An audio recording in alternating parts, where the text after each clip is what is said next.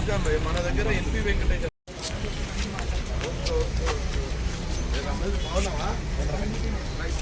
జిల్లా నాయకులు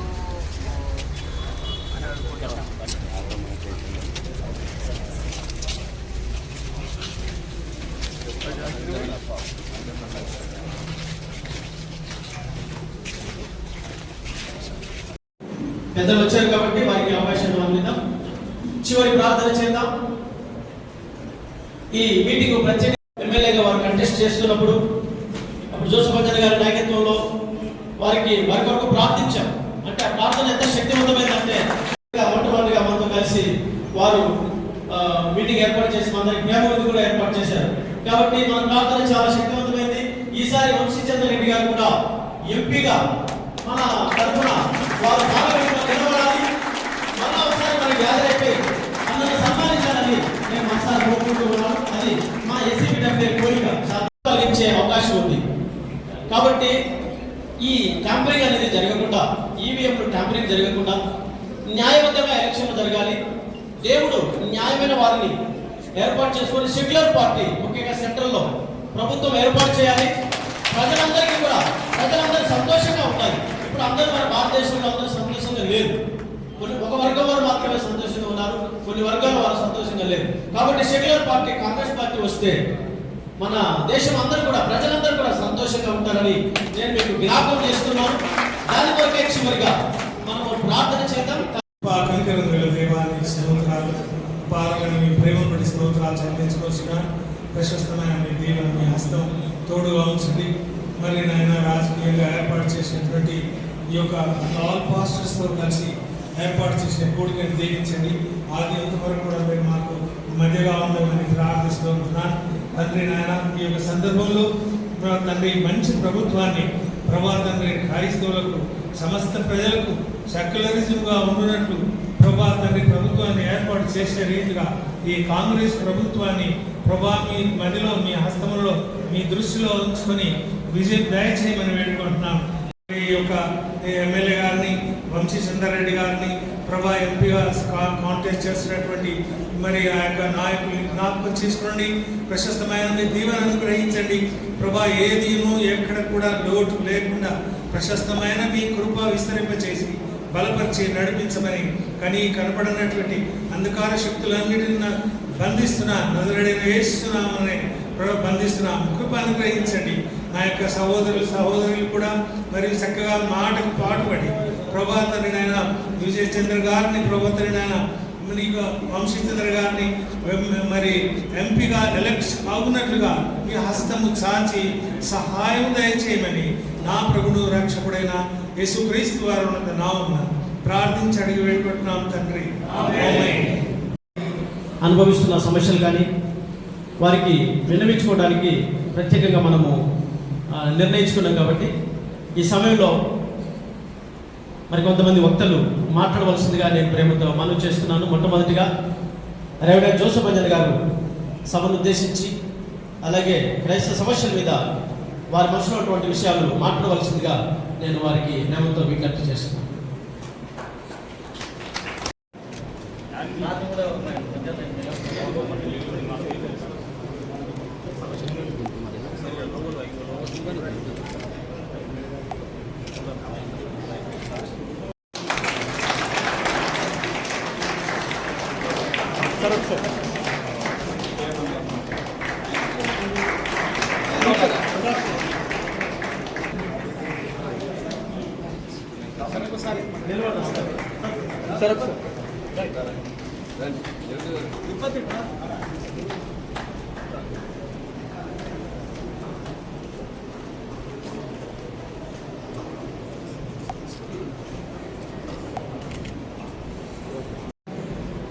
ఎందుకంటే అటువంటి పరిస్థితి నుంచి అన్న ఈ విధంగా మనకు ఈ శారదా నియోజకవర్గానికి ఆయన ఎమ్మెల్యే కావడము మన చాలా అదృష్టం.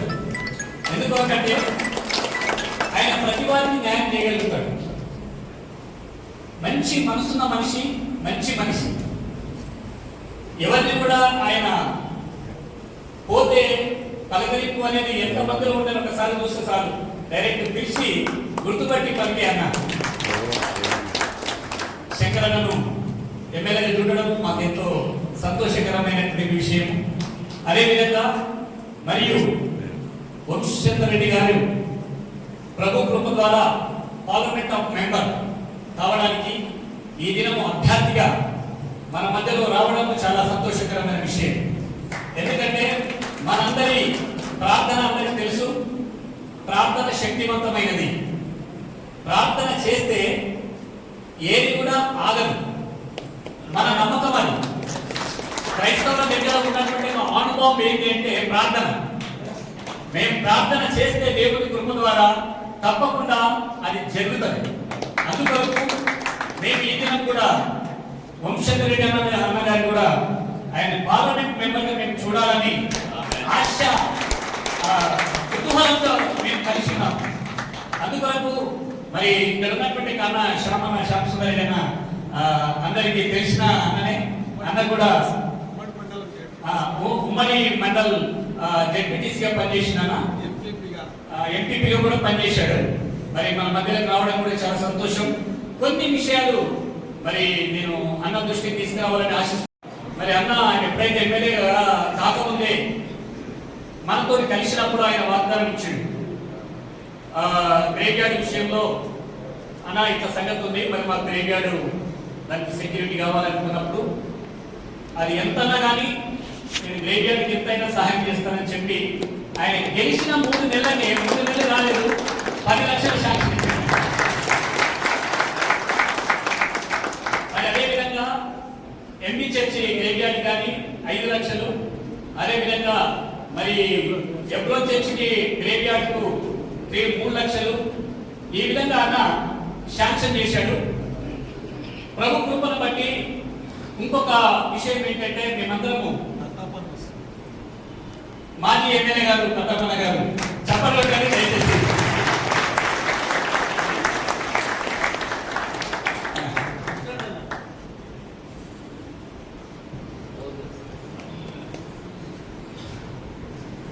చాలా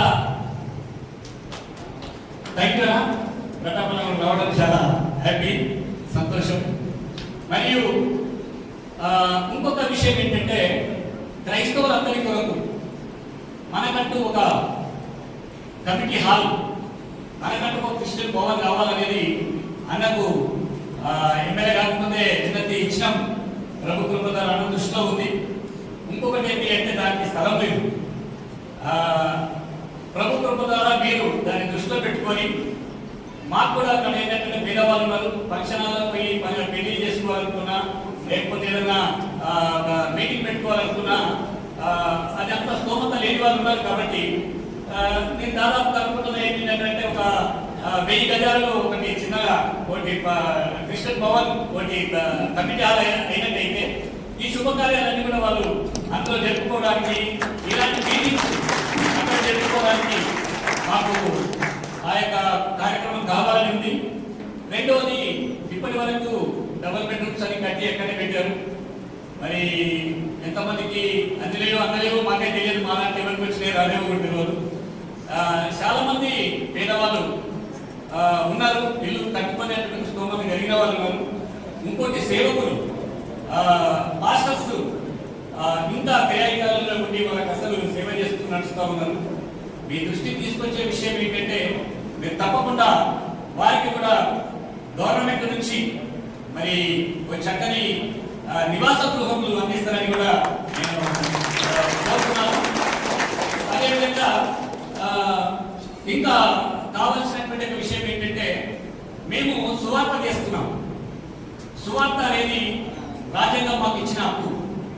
కాబట్టి సువార్తలో మేము ఎక్కడ కూడా ఎవరిని కూడా ఎలాంటి డ్యామేజ్ చేయలేము, ఎక్కడ ఏమి చేయలేము. క్రైస్తవులు అంటే ప్రార్థన చేసుకుంటూ పోయేటి వాళ్ళే. కానీ చాలా మటుకు నానా రకాలుగా దాడులకు చర్చిలు ప్రార్థన చేస్తుంటే ప్రార్థనలు జరగనీయకపోవడము. ఇప్పుడు దాదాపు ఇక్కడికి వెళ్ళి ఒక 6 కిలోమీటర్లు ఉందన్న వెంచర్లు కట్టుకున్నాడు ఒక పాస్టర్. అక్కడ ఎలిగడ్డకు దూరం ఉంది, ఇక్కడ శారదాకు దూరం ఉంది, అడవిలో కట్టుకున్నాడు ఒకటి. అక్కడ కూడా ప్రార్థన చేయకుండా బంద్ చేసి, అక్కడ కూడా ప్రార్థన చేయకుండా మీరు ఇక్కడ చేయకూడదు, మీరు చర్చి కట్టకూడదు అని చాలా మటుకు ఒక చర్చిని అయితే ఆల్రెడీ పునాదులు చేసిన పునాదిని ఊడిపేసి, ఇలాంటివి ఇంకొక చర్చిని అయితే అసలు కట్టని ఆపేసి ఎలికడ దగ్గర. దీన్ని బట్టి మీ దృష్టికి తీసుకొస్తున్నాము. మాకు కావాల్సింది ఏంటంటే వెండి బంగారాలు ఇవి మేము అడగడం లేదు. దేవుడు సువార్తకు గెలిచినటువంటి మా యొక్క ప్రజాప్రతినిధులు మాకు చర్చిలు కట్టుకోవడానికి పర్మిషన్లు, అదేవిధంగా మరి సువార్త ప్రకటించుకోవడానికి చట్టబద్ధమైనటువంటి ఒక ప్రత్యేకమైన మాకు ఒక ప్రొటెక్షన్ కల్పిస్తారని మేము కోరుతున్నాము.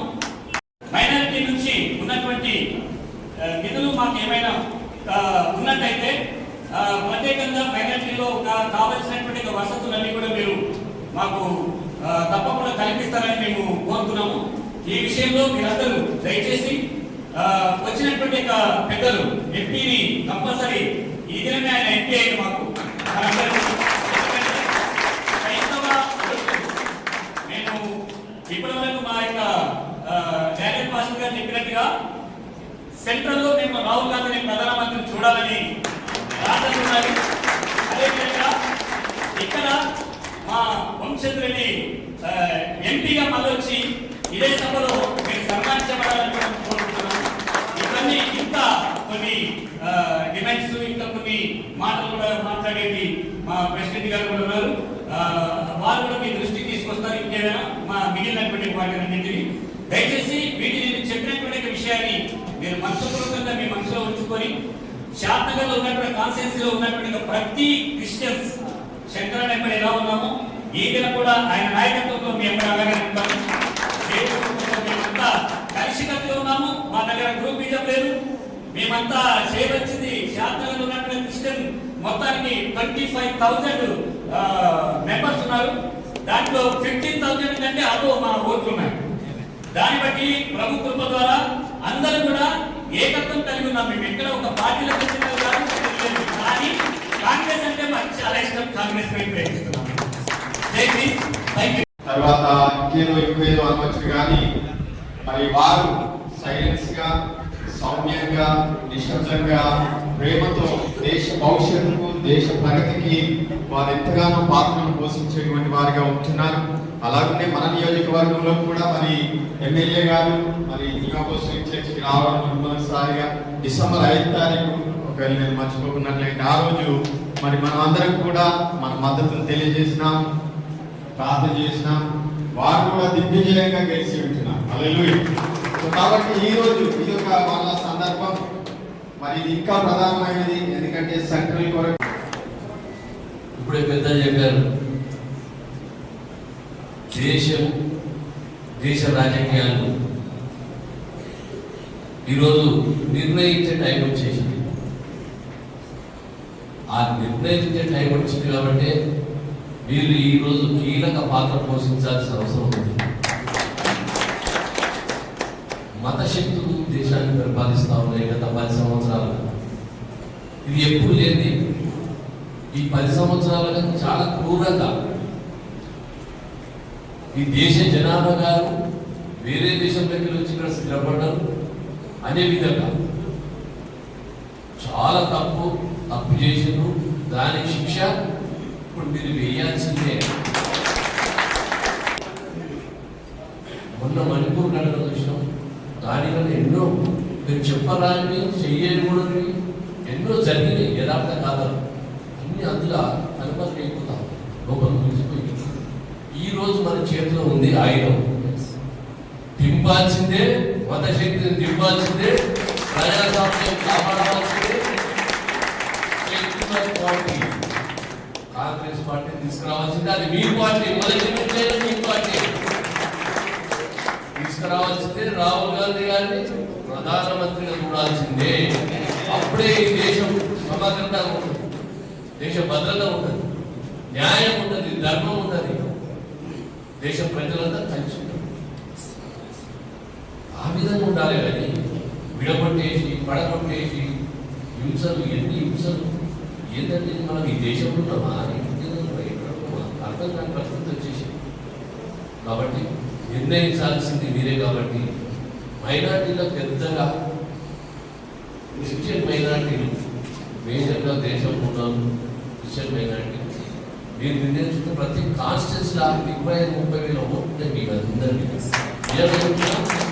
ఈ ఓటు సంఖ్య చాలు మనం గెలిపించుకోవడానికి ఈ ఓటు సంఖ్య ఏడు కాన్స్టిట్యూన్సీలా నిర్ణయించేది మీరే 7 కాన్స్టిట్యూన్సీలు వస్తే మన వంశీ గారు ఎంపీగా రాబోతారు సంక్రాంతి మీరు అన్నట్టుగానే నిజంగా మీ ఆశీర్వాదంలో బలంగా మంత్రిగా రాబోతా ఉన్నారు. రాహుల్ గాంధీకి చాలా అత్యంత ప్రియమైన మనిషి. ఈయన ఏది చెప్తే అది పూజ తప్పకుండా చేస్తారు. ఎందుకంటే న్యాయం ధర్మం ఆ మనిషి లోపల ఉన్నాయి.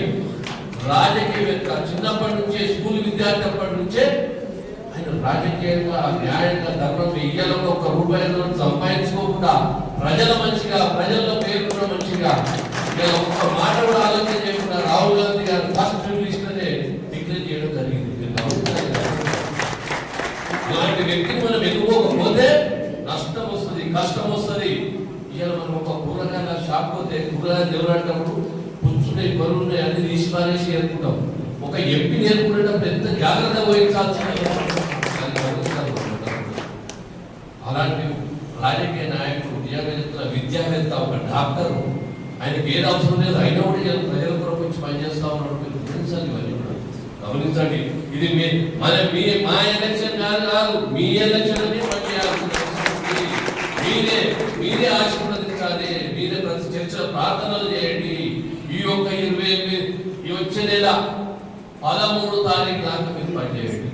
5 ఏళ్ళు మీరు ఏది చెప్తే చేయడానికి మా ఎమ్మెల్యే గారు చక్కగా ఎమ్మెల్యే మనకు వచ్చింది. దీన్ని ఆలోచన చేయాల్సిన అవసరం ఉంది. ఎమ్మెల్యే గారిని మొన్న ఎలక్షన్ లో ఆశీర్వదించు, ఆయన ఎమ్మెల్యే అయిపోయాడు. ఈయన ఈయన ఆశీర్వదిస్తూ ఆయన ఎంపీ అయిపోయాడు.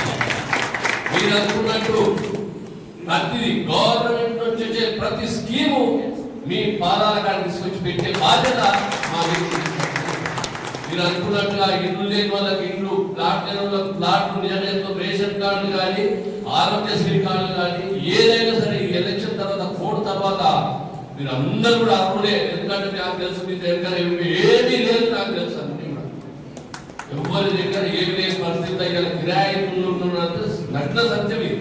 పాస్టర్స్ ఎంతో మంది కిరాయిలు వస్తా ఉన్నారు. కాబట్టి మీరు ఎలాంటిది పెట్టండి. మీరు 13 తారీఖు దాకా పనిచేయండి. 27 దినాలు మీరు మా కొరకు పనిచేయండి. 5 ఏళ్ళు మేము మీ కొరకు పనిచేయండి. మీటింగ్ కూడా ఉంది. మీరు ఆశీర్వాదం బలంగా ఇవ్వాలని చెప్పి కోరుకుంటూ ముగిస్తాం. గత 3 నెలల క్రితం కూడా నేను నాకు ఆలోచన కూడా లేదు. ఆ రోజు పాస్టర్లు అందరూ కలిసి అంజనేయుల సమక్షంలో మీరు వచ్చి ఆశీర్వాదం తీసుకోమని చెప్పి, కానీ ఒక నిర్మలమైన మనసుతోని నన్ను పిలిపించి మీరు ఎమ్మెల్యే కాబోతున్నారు, రాష్ట్రంలో కాంగ్రెస్ పార్టీ రాబోతున్నారు. ఆ రోజు ఏం ఆశించలేదు. మామూలుగా ఒక పప్పన్నం పెట్టుకొని భోజనం చేసి అందరం కలిసిమెలిసి మాట్లాడుతున్నాం. కాబట్టి చాలా ఒక మనోధైర్యాన్ని ఇచ్చింది ఆ రోజున. కాబట్టి ఈరోజు కూడా మరి మా ఎంపీ గారిని ఎంపీ గారు అవుతా ఉన్నారు, దాంట్లో సందేహం లేదు. వారికి కూడా ఒక నిర్మలమైన మనసుతోనే ఆశీర్వాదం ఇచ్చే స్థలానికి మనం పోవాలనే ఉద్దేశంతోనే నేను ఎన్ని కార్యక్రమాలు వారికి ఉన్నా నువ్వు శాతానికి రావాల్సిందే, వాళ్ళ ఆశీర్వాదం పొందాల్సిందని చెప్పి చెప్పడం. మరి ఈ యొక్క ప్రశాంతమైన వాతావరణంలో ఓ దైవ సన్నిధిలో యేసు ప్రభు ఇక్కడ వచ్చి కూర్చున్నట్టుగా నాకు నా మనస్ఫూర్తిగా చెప్తున్న మాట శరీరం కూడా ఆ విధంగా భావిస్తా ఉంది. కాబట్టి చాలా సంతోషం. మరి ఎన్నికల సందర్భంగా ఈ దేశ రాజకీయాల మీద మనం అందరం దృష్టి పెట్టవలసిన అవసరం, సమయం పెద్దలు ప్రతాపన్న అన్నట్టుగా మనం అందరం దృష్టి సారించవలసిందే. కాబట్టి మరి ఈ కార్యక్రమానికి మరి శారదా నియోజకవర్గంలో ఉన్న పవిత్రమైన ఆ చర్చిలలో ప్రార్థన చేసే పాస్టర్లు, మరి యేసు ప్రభు బిడ్డలు, వేదిక మీద ఉన్న పెద్దలందరూ ఇక్కడికి విచ్చేసినందుకు ఆ భగవంతుని యేసు ప్రభు ఆశీస్సులతో మీ అందరికి తల వంచి నమస్కారం చేస్తా ఉన్నాం. మనము ప్రజాస్వామ్య దేశంలో మనము అందరం వివిధ మతాలు, వివిధ కులాలు, వివిధ ఆచారాలు, ఎవరి ఇష్టానుసారంగా వారు బతకడానికి ఈ భారతదేశంలో అప్పుడు మహనీయులు, గొప్ప నాయకుడు డాక్టర్ బిఆర్ అంబేద్కర్ గారు ఒక కట్టుదిట్టమైన రాజ్యాంగాన్ని ఈ భారతదేశంలో ప్రతి ఒక్కరు భిన్నత్వంలో ఏకత్వంగా సామాజికంగా, ఆర్థికంగా, రాజకీయంగా అందరూ కలిసిమెలిసి సమానంగా స్వేచ్ఛగా ఎక్కడ వారి స్వేచ్ఛకు భంగం కలగకుండా, వారికి అన్యాయం కాకుండా ఒక కట్టుదిట్టమైన రాజ్యాంగాన్ని ఏర్పాటు చేసుకొని గత ప్రభుత్వాలు పనిచేస్తూ ఉన్నాయి. ఇలా భారత రాజ్యాంగానికి లోబడే కాంగ్రెస్ పార్టీ తన అధికారాన్ని అనుకోండి, మీ అందరిచ్చిన అవకాశాన్ని అనుకోండి, ఎక్కడ తప్పు చేయకుండా భారత రాజ్యాంగానికి లోబడి ఒక లౌకికవాదాన్ని ఈ దేశంలో ఎక్కడ ఇబ్బంది కాకుండా పరిపాలన కొనసాగించారు. గత 10 సంవత్సరాల నుంచి మనమందరం చూస్తున్నాం. ఈ దేశ ప్రజానికానికి, ఈ దేశంలో ఉన్న కొన్ని మతాలకు, మైనారిటీ సోదరులకు ఎన్నో ఇబ్బందులు, ఎన్నో కష్టాలు, ఎన్నో అవమానాలు. వాస్తవమే, సువార్తను తీసుకొని పోతే వారికి ఏమి ఇబ్బంది కలుగుతుంది, చర్చి కట్టుకుంటే వారికి ఏమి ఇబ్బంది కలుగుతుంది అంటే ఇవాళ వారు గత కొంత కాలం నుంచే ఇవాళ అధికారంలో ఉన్న మతం పేరు చెప్పే పార్టీ ఒక దుర్మార్గమైన ఆర్ఎస్ఎస్ ఏర్పాటు చేసుకొని ఒక కవచంగా వాడుకుంటూ దుర్మార్గమైన పనులు చేస్తా ఉన్నారు. ఇవాళ ప్రజలు తెలియదనుకుంటా ఉన్నారు. అందరికీ తెలిసిపోయింది, ఉత్తర భారతదేశంలో పట్టున్న బీజేపీ పార్టీ ఇలా పట్టు వదిలిపోయింది, చీయని చీకొడతా ఉంది. ఇవాళ మనమందరం కూడా ఈ ఎన్నికలలో ఎమ్మెల్యే ఎలక్షన్ అంత అది కాదు, కానీ ఈరోజు ఎంపీ ఎలక్షన్ చాలా చాలా అంటే చాలా. నా ఎలక్షన్ కూడా నేను చెప్తా ఉన్నా, ఇంత ప్రాధాన్యపడలే, ఇంత తిరగలే. నాకు చాలా కృషి ఉంది. ఎందుకంటే రాహుల్ గాంధీ ఇవాళ భారతదేశం గురించి సోనియా గాంధీని అవాకులు చెవాకులు మాటలు మాట్లాడుతా ఉన్నారు. నిస్వార్థమైన కుటుంబాన్ని ఎలా ఎంత హీనంగా, ఎంత అవమానపరుస్తున్నారో మీ అందరికీ తెలుసు. ఆ సంఘటన తెలుసు. రాహుల్ గాంధీ గారి యొక్క పార్లమెంటు నిర్దేశించిన, ఆయన సభ్యత్వాన్ని రద్దు చేసారు. ఇవాళ క్వార్టర్ కూడా కాల్ చేయించిన అతి నీచాటి పార్టీ ఏదైనా ఉందంటే ఇలా బీజేపీ పార్టీ అని చెప్పక తప్పదు. కాబట్టి మీరంతా వ్యక్తులు, మీరంతా సమాజం మీద తెలిసిన వాళ్ళు, బైబిల్ తెలిసిన వాళ్ళు, పురాణం తెలిసిన వాళ్ళు, భగవద్గీత తెలిసిన వాళ్ళు, బుద్ధ సిద్ధాంతం తెలిసిన వాళ్ళు, మనమందరం చదువుకొని ఈ సమాజం మీద, దేశం మీద ఎంతో కొంత అవగాహన మనకు ఉంది. కాబట్టి ఇవాళ జరుగుతున్న ఎన్నికలు చాలా ప్రతిష్టాత్మకమైన ఎన్నిక. ఇవాళ మీ అందరికి తెలుసు రాహుల్ గాంధీ ఎంత కష్టపడుతున్నాడు అనేది మీరు కళ్ళారా చూస్తా ఉన్నారు. ఆ మణిపూర్ జరుగుతున్న దాడులకే ఇవాళ వారిని రక్షించడానికి అక్కడి నుంచి పాదయాత్ర కూడా పెట్టడం జరిగింది. మీ అందరికి తెలుసు. ఇవాళ ఏదైనా అన్ని మతాలకు, మైనారిటీలను కానీ, క్రిస్టియన్స్ కానీ, ముస్లింలను కానీ, హిందువులను కానీ, సబండ జాతిని వారికి స్వేచ్ఛ, స్వతంత్రంగా బతకడానికి అవకాశాన్ని ఇచ్చే పార్టీ కాంగ్రెస్ పార్టీ. కాబట్టి ఇవాళ ఒక సమర్థం, ఇవాళ మీ అందరికి తెలుసు, మీ బిడ్డ, మీ కళ్ళ ముందల ఉన్న బిడ్డ చల్ల వంశీచంద్రెడ్డి గారిని ఈ దేశంలో ఒక మొట్టమొదటి వ్యక్తిగా ప్రతాప్ రెడ్డి అన్న చెప్పిన విషయాలలో ఏ ఒక్కటి కూడా కూర్చ తప్పకుండా వాస్తవం. కాబట్టి వారు ఈ ప్రాంతం నుంచి పాలమూరు బిడ్డగా పుట్టిన కుటుంబం నుంచి చదువుకొని ఏ ఒక్క తప్పు చేయకుండా ఈ సమాజానికి సేవ చేయాలి.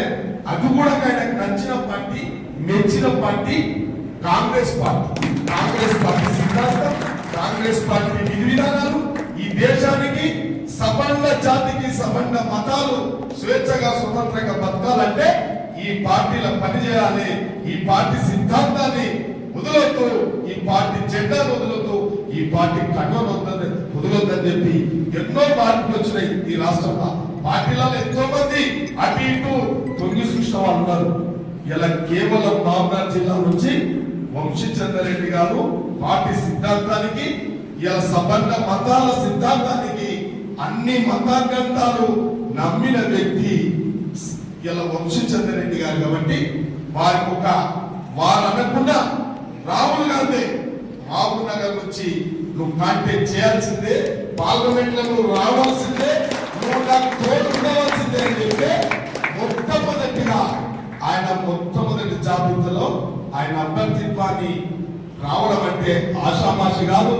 మనందరూ కూడా నాకు కూడా స్వార్థమే ఉంది. వారి యొక్క రాజకీయ నాయకత్వాన్ని ముందుకు తీసుకపోతే వారు ఒక్కసారి ఎంపీ అయితే మేమందరూ కూడా ప్రశాంతంగా ఉంటాం. ఇలా ఒడిపోటు రాజకీయాలు రావు, ఒక నిక్కచ్చి రాజకీయాలు, ఒక నిబద్ధత రాజకీయాలు, ఒక మంచితనం ఇవాళ నిలబెట్టుకోవాలని చెప్పి మేమందరం కూడా షామన్న గారు, ప్రతాపన్న గారు, మిగతా అందరం ప్రతి కాంగ్రెస్ కార్యకర్తలు, తిరుపతి రెడ్డి గారు, మేమందరం కూడా నేను నిజంగా చెప్తున్నా నా ఎన్నికల కంటే ఎక్కువ శ్రద్ధ చేస్తా ఉన్నాం. ఎందుకంటే ఈ దేశానికి ఒక ప్రమాదం ఉంది, ఈ దేశాన్ని నాశనం చేస్తుంది ఒక పార్టీ. కాబట్టి మనమందరం కలిసికట్టుగా మీరందరూ ప్రవృత్తిగా కలిగిన మీరు ఆల్రెడీ మీ ఆశీర్వాదం అందరిది ఉంది మాకు. కానీ మీరు కూడా కొద్దిగా ఈ ఎన్నికల మీద దృష్టి పెడితేనే మన బంధు మిత్రులను కానీ మనోళ్ళను కానీ ఎక్కడికక్కడ మీరందరూ కొద్దిగా దృష్టి పెట్టి ఈ దేశానికి మీకందరికి తెలుసు అక్కడక్కడ కొంత ఓటు బ్యాంకును ప్రారంభం పెడతా ఉన్నారు. ఏ ఎన్నికలైనా పవిత్రమైన ఓటును అపవిత్రంగా మార్చిన కొన్ని పార్టీలు మీ అందరికి తెలుసు. గత 10 సంవత్సరాలు కూడా ఓటర్లు ఎంత చులకన చూస్తున్నారు. 10 రూపాయలు పడేస్తే ఓటేస్తాడనే స్థితికి వచ్చింది. అలా ప్రజాస్వామ్యానికి ప్రమాదం ఉంది, ఈ దేశానికి ప్రమాదం ఉంది.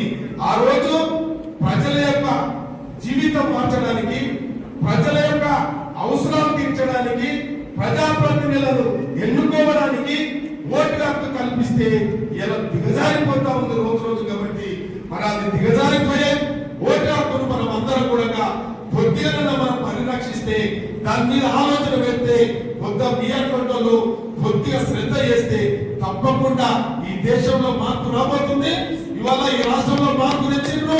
వాస్తవాలు మేము మాట్లాడేది కూడా రాష్ట్రాలు అందరూ కూడా మాట్లాడారు. కాబట్టి వాస్తవాలే భవిష్యత్తునే చెప్పిండ్రు, రేపు జరగబోయేది అదే. కాబట్టి మనం అందరం కూడా జాగ్రత్త పడి ఒక అవకాశం వంశీచంద్రరెడ్డి అన్న గారికి ఇస్తే తప్పకుండా మొన్నటి ఎన్నికలలో నా ముందర కొన్ని సమస్యలు పెట్టి, వాస్తవానికి ఆ రోజే మీరు పెట్టిన సమస్యలు నా పరిధిలోనే నేను చేయగలిగినవే. నేను మొట్టమొదటిగా ఎవరికి మాట ఇచ్చినా ఆ మాట నిలబెట్టుకోగలిగిన, మనం చర్చినప్పుడు ఇవ్వగలిగిన ఒకటి ఆ రోజు సమస్య చెప్తున్నాం, ఈ రోజు సమస్య చెప్తున్నాం. ఆ రోజు ఇంకా ఒకటి ఫండ్స్ మాత్రం తెచ్చేయగలుగుతాం. స్థలము మనకు రియల్ ఎస్టేట్ అంతా బాగా కాస్ట్లీ అయిపోయింది, ఇలా ప్రొటెక్షన్ ఏరియా అయిపోయింది మనకు. కాబట్టి స్థలము దొరికితే తప్పకుండా కూడా అది కూడా ప్రయత్నం చేస్తాం. కానీ అది మాట్లాడలేదు ఆ రోజు, తప్పకుండా ప్రయత్నం చేస్తాం. కాబట్టి ఏది ఏమైనా మన నియోజకవర్గంలో ఇలా క్రిస్టియన్ మైనారిటీ సోదరులై దాదాపు నా అంచనా ప్రకారం 10 నుంచి 12,000 ఓట్స్ మనకు ఉంటాయి. మన మైనార్టీలో ఒక 15,000 నుంచి 18,000 ఉంటాయి. దాదాపు 20,000 నుంచి 30,000 లోపల మనకు ఉంటాయి. కాబట్టి మా ఆశంతో ఒకటే, మా స్వార్థంగా మీతో చెప్తా ఉన్నాం. అవన్నీ ఒక్క ఓటు లేకుండా ఎక్కడ బయట ఉన్నా ఆ ఏర్పాట్లను చెప్పి మేము చేయగలుగుతాము.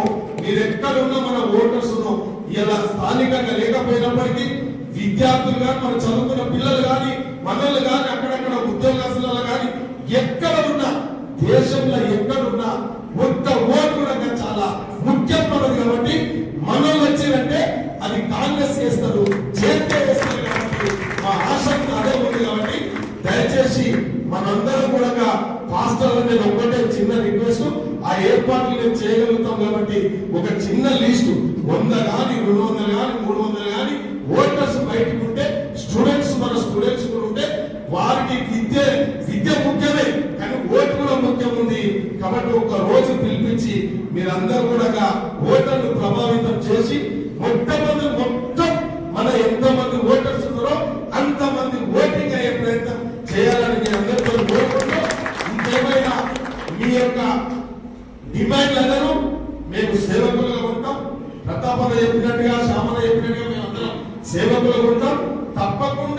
మీరు అడిగినవన్నీ మీరు ఇంటి మనుషులు, మా ఫ్యామిలీ మెంబర్స్ ఎలా కుటుంబ సభ్యులు, కాంగ్రెస్ కుటుంబ సభ్యులు కాబట్టి మా బాధ్యత ప్రజాప్రతినిధులుగా మీ బిడ్డలుగా మేమందరం సేవకులుగా తప్పకుండా అది అడిగిన 8 చేసి పెడతామని చెప్పి మీ అందరితో మనవి చేస్తాం. ఈ అవకాశం ఇచ్చినందుకు మీ బిడ్డగా వంశీచంద్ర రెడ్డి గారిని మనసు పూర్తిగా ఆశీర్వదించాల్సిందిగా మరొకసారి నమస్కారం చేసుకుంటున్నాను. ఇందాక సంఘ పెద్దలు మాట్లాడడం జరిగింది, ప్రజాప్రతినిధులు మాట్లాడడం జరిగింది.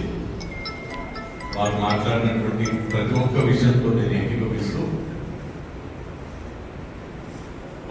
కాంగ్రెస్ పార్టీ నన్ను ఎంపీగా పోటీ చేయాలని నిర్ణయించడం జరిగింది. నేను ఎంపీగా మీ అందరి కొత్త పార్లమెంట్లో వినిపించాలనే ఆలోచనతో ఉండే మీరందరూ మాట్లాడిన తర్వాత, మీరు మాట్లాడింది విన్న తర్వాత ఎంపీ అవుతానో అవను కానీ మీ ప్రేమ, మీ ఆప్యాయత, మీ ఆశీర్వాదం నాకు ఎవరు ఎంపీ అయినా పర్వాలేదు అనే ఆలోచన రావాలి. ఈ నేపథ్యంలో చాలా మంది రాజకీయాలలో ఉన్నటువంటి వాళ్ళు నేను ఎమ్మెల్యే కావాలని ఒకరు అనుకుంటారు, నేను ఎంపీ కావాలని ఒకరు అనుకుంటారు, నేను మంత్రి కావాలనుకుంటారు, ముఖ్యమంత్రి కావాలి. ఒక్కొక్కరు ఒక కారణంతో వాళ్ళు పదవులు ఆశిస్తుంటారు. కొంతమంది బాగా డబ్బు సంపాదించిన వాళ్ళు సడన్గా రాజకీయాల్లోకి వచ్చి ఎంపీ కావాలనుకుంటారు. వాళ్ళు చెప్పాల్సిన అవసరం లేదు, వాళ్ళ ఉద్దేశం మనం అర్థం చేసుకోగలం ఎందుకు వాళ్ళు రాజకీయాల్లోకి రావాలనుకుంటారు. 1000 కోట్లు ఉంటే ఆ 1000 కోట్లని భద్రపరచుకోవడం కోసం కానీ ఆ 1000 కోట్లని 2000 కోట్లు చేసుకోవడం కోసం కానీ వస్తుంటారు. చాలా మంది తండ్రులు రాజకీయాలలో ఉండి మంత్రులుగా ఉండి ఎంపీలుగా ఉంటే వాళ్ళ పిల్లలు వస్తుంటారు. అనేక కారణాలతో డబ్బులు సంపాదించుకోవాలని, ఈ పదవులను అనుభవించాలని. సో మీరందరూ కూడా సమాజాన్ని చూస్తున్నారు, విషయ పరిజ్ఞానం ఉంది. నేను ఈ విషయం ఎక్కడ కూడా చెప్పట్లేదు రాజకీయ సమావేశాలలో. నేను ఎంపీగా ఎందుకు కావాలనుకున్నాను అని మీకు నా మనసులో ఉన్నటువంటి ఆలోచన పంచుకోవాలనిపించింది. నేను కలవకుర్తి శాసనసభ్యులుగా ఉన్నాను, మళ్ళీ కూడా కలవకుర్తి నుంచి శాసనసభ్యులుగా పోటీ చేయమంటే నేను పోటీ చేయలేదు. కలవకుర్తి నుంచి శాసనసభ్యులు చాలా మంది అన్నారు మీరు శాసనసభ్యులుగా పోటీ చేయండి, రాష్ట్రంలో కాంగ్రెస్ పార్టీ అధికారంలోకి వస్తుంది, మీరు మంత్రి అవుతారు. నేను నాకు మంత్రి పదవి ముఖ్యం కాదు, మంత్రిగా ఉండాలని నా కోరిక లేదని మాట. ఎందుకు అంటే దేశంలో ఇవాళ ఉన్నటువంటి పరిస్థితులు మీరు అందరూ చూస్తున్నారు. నాకు ప్రతాపన్న, శంకర్ అన్న చాలా వివరంగా చెప్పినారు. వాస్తవానికి మీకు చెప్పాల్సిన అవసరం కూడా లేదు నా ఉద్దేశం. మీకు అన్నీ కూడా తెలుసు. అంటే ఏ విధంగా ఉంది దేశంలో పరిస్థితి అంటే, కాంగ్రెస్ పార్టీ అధికారంలో ఉన్నప్పుడు మీరు మాకు ఈ అభివృద్ధి పనులు కావాలి, ఈ సంక్షేమం కావాలి అని అడిగేటువంటి వాళ్ళు ఇవాళ ఉత్తర భారతదేశంలో అయితే మీరు బతికితే కాదనుకుంటున్నారు. మీరు ఇందాక ఏమనుకున్నారు, మాకు భద్రత కావాలి అని అంటున్నారు. ఆ పరిస్థితికి ఇవాళ దేశం వచ్చింది. వాస్తవానికి మాకు భద్రత కావాలి కాదు, మాకు గౌరవం కావాలి, మాకు సంక్షేమం కావాలి, మాకు అభివృద్ధి కావాలని అడగాల్సినటువంటి పరిస్థితి నుంచి మేము బతుకుతే చాలు అనే పరిస్థితికి ఇవాళ వచ్చింది. ఈ నేపథ్యంలో కేవలం రాహుల్ గాంధీ గారు మాత్రమే అందరికీ అండగా ఉండి మణిపూర్కి వెళ్ళడానికి అందరూ భయపడితే రాహుల్ గాంధీ గారికి ప్రాణ సంకటం వస్తుందని తెలిసినప్పటికీ అక్కడికి పోతే నేను మళ్ళా రాహుల్ గాంధీ లాగా మణిపూర్ బయటికి పోతానా లేదో అని తెలిసినప్పటికీ రాహుల్ గాంధీ అక్కడికి పోయింది.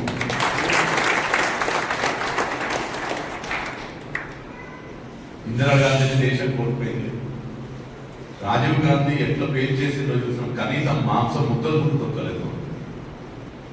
భర్తను కోల్పోయినటువంటి సోనియా గాంధీ కొడుకు మణిపూర్కి పోతే మళ్ళీ తిరిగి రాడు అని తెలిసి కూడా కొడుకుని మణిపూర్కి పోతాం.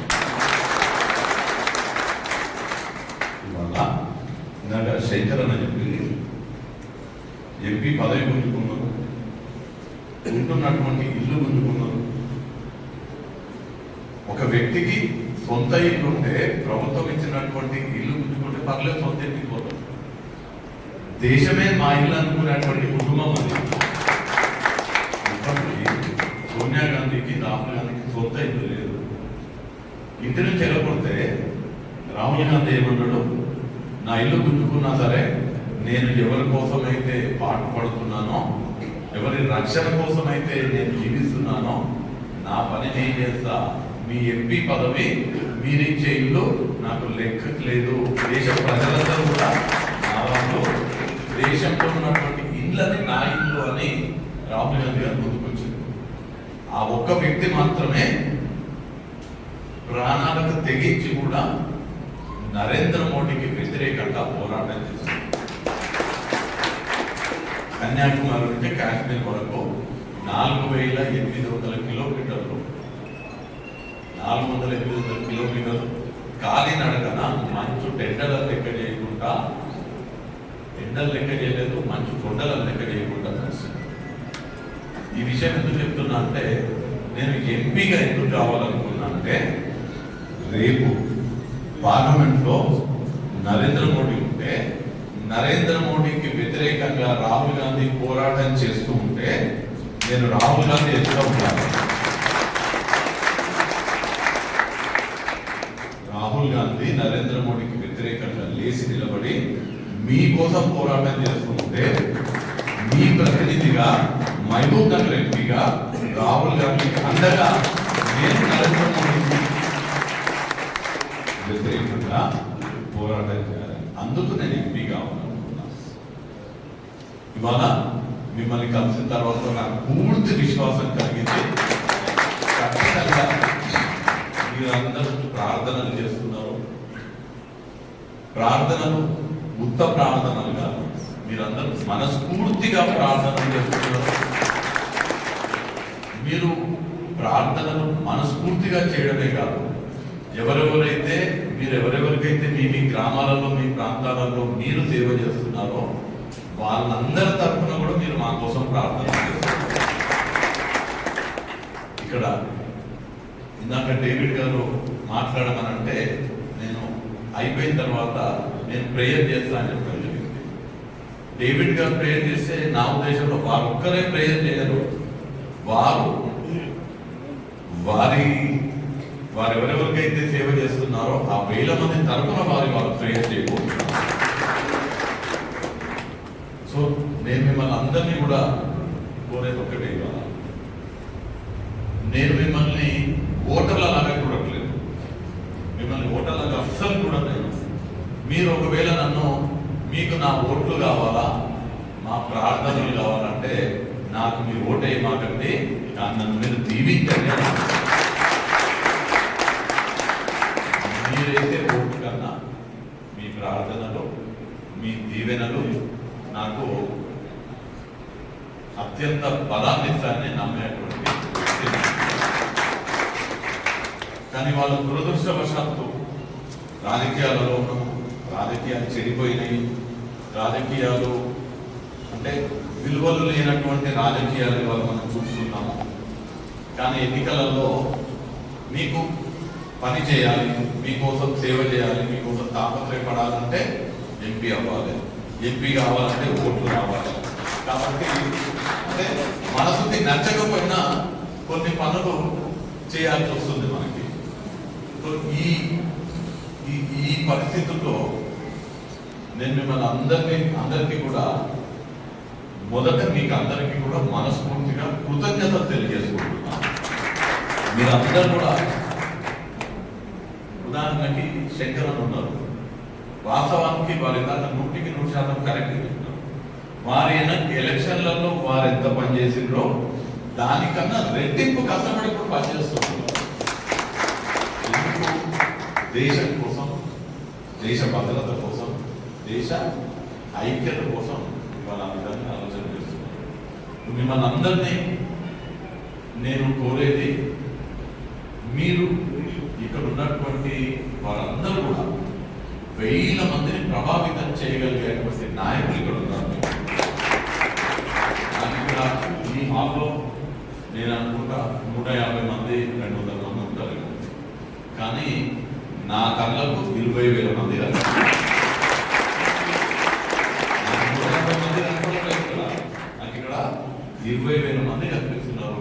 ఎందుకంటే ఇక్కడ ఉన్నటువంటి మీరందరూ కూడా అనుకుంటే 20,000కు తగ్గకుండా ప్రభావితం చేయగలిగేటువంటి శక్తి ఆ ప్రభు మీకు ఇవ్వడం జరిగింది. కాబట్టి నేను వాళ్ళందరినీ కోరేది, మీరు కేవలం మీరేదో మాకు ఓటేయాలని కాకుండా వీలైనంత వరకు మీ సమాజంలో మంచి పేరు ఉంది, ఎందుకంటే మంచి పనులు చేస్తారు కాబట్టి మీరందరూ కూడా వీలైనంత మందిని మంచి మార్గంలో నడిచేటట్టుగా, సరైన అభ్యర్థిని ఎన్నుకునేటట్టుగా, ఎట్లాంటి అభ్యర్థిని అయితే ఎన్నుకుంటే రాహుల్ గాంధీ గారు ప్రధానమంత్రి అయ్యే అవకాశం ఉంది, రాహుల్ గాంధీ గారు మన దేశానికి ప్రధానమంత్రి అవ్వాల్సినటువంటి ఆవశ్యకత దేశానికి ఎందుకుందనేది మీరు అందరికీ కూడా వివరించి, మీరు ఎంతమందిని వీలైతే అంతమందిని, ఎంతమందితో వీలవుతే అంతమందితో మాట్లాడి, మీ బంధువులు కానివ్వండి, మీ స్నేహితులు కానివ్వండి, మీ వంశంలో ఉండేటువంటి వారికి కానివ్వండి, మీరు ఎవరికైతే సహాయం చేస్తారో వారికి, మీరు ఉండేటువంటి వృత్తిలో మీతో పనిచేసేటువంటి వారికి ఇవాళ నుంచి మొదలు పెడితే ఎన్నికల వరకు ఇది మన కోసం కాదు, మన దేశం కోసం, ఇంకా లోతుగా అంటే మన దేశం కోసం మాత్రమే కాదు, మన దేశ భవిష్యత్తు కోసం, మన పిల్లల భవిష్యత్తు కోసం. మనమే ఇంత క్లిష్ట పరిస్థితుల్లో ఉంటే, ఇవే పరిస్థితులు కొనసాగితే మన పిల్లల భవిష్యత్తు ఏ విధంగా ఉంటుందో ఒకసారి మీరు ఆలోచన చేయండి. సో వారందరి కోసం మీరు వీలైనంత మందిని ప్రభావితం చేసి కాంగ్రెస్ పార్టీ ఇక్కడ గెలిచేటట్టుగా, రాహుల్ గాంధీ గారు ప్రధానమంత్రి అయ్యేటట్టుగా, దేశం సమైక్యంగా శాంతియుతంగా ఉండేటట్టుగా మీరు అందరూ ప్రయత్నం చేయాలని, అలానే మీరు ఇందాక కోరడం జరిగింది మా భద్రత గురించి ఆలోచన చేయాలని. మేము కేవలం మీ భద్రత గురించి ఆలోచన చేసేవాళ్ళం కాదు. నిజంగా మీరు మా భద్రత గురించి ఆలోచన చేయాలని మీరు అంటే నాకు బాధేస్తుంది. అంటే ఆ పరిస్థితికి ఇవాళ మనం సమాజాన్ని తీసుకొచ్చిన దేశాన్ని మేము ఖచ్చితంగా మీ గౌరవం గురించి ఆలోచన చేస్తున్నాం, మీ అభివృద్ధి గురించి ఆలోచన చేస్తున్నాం, మీ సంక్షేమం గురించి ఆలోచన చేస్తామని మీరు ఏది అడిగినా కాదనకుండా చేయడానికి నేను వీళ్ళపల్లి శంకర్ గారు సిద్ధంగా ఉన్నామని మీకు హామీ ఇస్తూ మీ అందరితో మాట్లాడే అవకాశం ఇచ్చినప్పుడు మాట్లాడింది యెషయా 54:17 నీకు వ్యతిరేకంగా రూపించబడుచున్న ఏ ఆయుధము వర్తిల్లదు. అంటే నేను మణిపూర్ వెళ్ళాను. ఆ మణిపూర్లో క్రైస్తవుల్ని అప్పుడు ఎలా చెప్పారంటే మేక కీళ్ళు మనకి సెపరేట్ చేసినట్లుగా చేశారు, స్త్రీలను నగ్నంగా ఊరేగించారు. ప్రతి క్రైస్తవుడికి రోషం ఉంది, అందరూ ప్రార్థన చేస్తున్నాము. ఎందుకంటే దేవుడికి వ్యతిరేకంగా ఉండే ఏ ఆయుధము వర్ధిల్లదు. చీపులతో తుడిచి పెంటలో పాడేసే పరిస్థితి వస్తుంది. తప్పకుండా నా ప్రార్థనది, మన సంఘాల ప్రార్థనది, దేవుడిని నమ్ముతున్న ప్రతి ఒక్కరు కూడా చేసే ప్రార్థన అదే. కాబట్టి అందరూ బలంగా ప్రార్థన చేయండి, రాజ్యాంగాన్ని గౌరవించి దేవుడిని ప్రేమించే మంచి ప్రభుత్వం రావాలి. ఇప్పుడు పరిస్థితులు చూస్తుంటే చాలా అధ్వానంగా అందరూ చెప్పారు, మనకి తెలుసు. నిజంగా ప్రతాప్ రెడ్డి గారు కానీ, శంకర్ గారు కానీ క్రైస్తవుల పట్ల ఎంత ప్రేమతో మాట్లాడారు. ఈ ప్రేమలోనే రాబోయే దినాల్లో మరి మీరు ఢిల్లీలో కూడా మీ వాయిస్ వినపడాలండి. ఆశ తప్పకుండా మనందరం ఉపవాసాలకు, అంతేకాదు మన మాస్టర్స్ అందరూ కలిపి నిర్ణయం తీసుకున్నాం ఒక రోజంతా ఫాస్టింగ్ ప్రేయర్లో గడపాలని. అది కూడా రేపు 29వ తారీఖు మన మీటింగ్లో ఏ రోజు వెన్యూ పెట్టుకుందాము. మనకు కావాల్సినవి ఏదో బిల్డింగ్ కాదు, దేవుడు మనకు అన్ని ఇస్తాడు. మనకు కావాల్సింది మంచి ప్రభుత్వం కావాలి. దేవుడిని ప్రేమించేవాళ్ళు, వీధులను ధీకరించేవాళ్ళు, స్వచ్ఛమైన మంచి పనులు ఇచ్చేవాడు మనకు కావాలి. ఈరోజు చూస్తున్న పరిస్థితులు అలా లేవు కాబట్టి మనం ప్రార్థన చేస్తే పరలోకంలో వచ్చి దేవుడు ఏది చేయాలో అది చేసేస్తాడు. ఎందుకంటే బైబిల్లో ఇంకో మాట ఉంది, ప్రభువు భూమి మీద ఎవరికి అధికారం ఇవ్వాలని ఆయన నిర్ణయిస్తాడంట. ఆయన నిర్ణయమే భూలోకంలో అమలవుతుంది.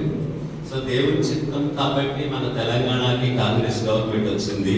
అలాగే రాబోయే దినాల్లో కూడా దేవుడిని ప్రేమించే గవర్నమెంట్ ఖచ్చితంగా దేవుడు ఏర్పాటు చేస్తాడు. ఈ సమయంలో మన మంచికి ప్రేమతో వచ్చి మన పట్ల ఈ విధంగా మంచి మాటలు చెప్పారు. ఇంకో మాట రాజకీయ గురించి చెప్పట్లేదు, దేవుడి ప్రేమ పడి చెప్తున్నాం అన్న నాకు ఆ మాట చాలా నచ్చింది. తర్వాత రాహుల్ గాంధీ గారు ఫస్ట్ టైం ఆయన వెళ్ళాకనే దేశంలో కదలిక వచ్చింది. ఆయన గురించి మనం ఇప్పుడు ప్రార్థన చేద్దాము. సో ఇటువంటి మంచి జరిగింది. ఇది ఒక ఆత్మీయ వేదికగా మనం భావిద్దాం. అందరూ లేచి నిలబడదాము. హృదయపూర్వకంగా ప్రార్థించుకుందాం. నాతో ఏకీభవించండి. పరిశుద్ధుడైన తండ్రి, భూమిని ఆకాశంలో సృజించిన మా ప్రియ తండ్రి, ఇద్దరు లేదా ముగ్గురు ఉంటే వారి మధ్యలో నేను ఉంటానన్నారు. ఇద్దరు లేదా ముగ్గురు ఏక మనసుతో ఏడుకును దేనిని కూర్చేయులు పరలోకం నుండి నేను ఇస్తానన్నారు.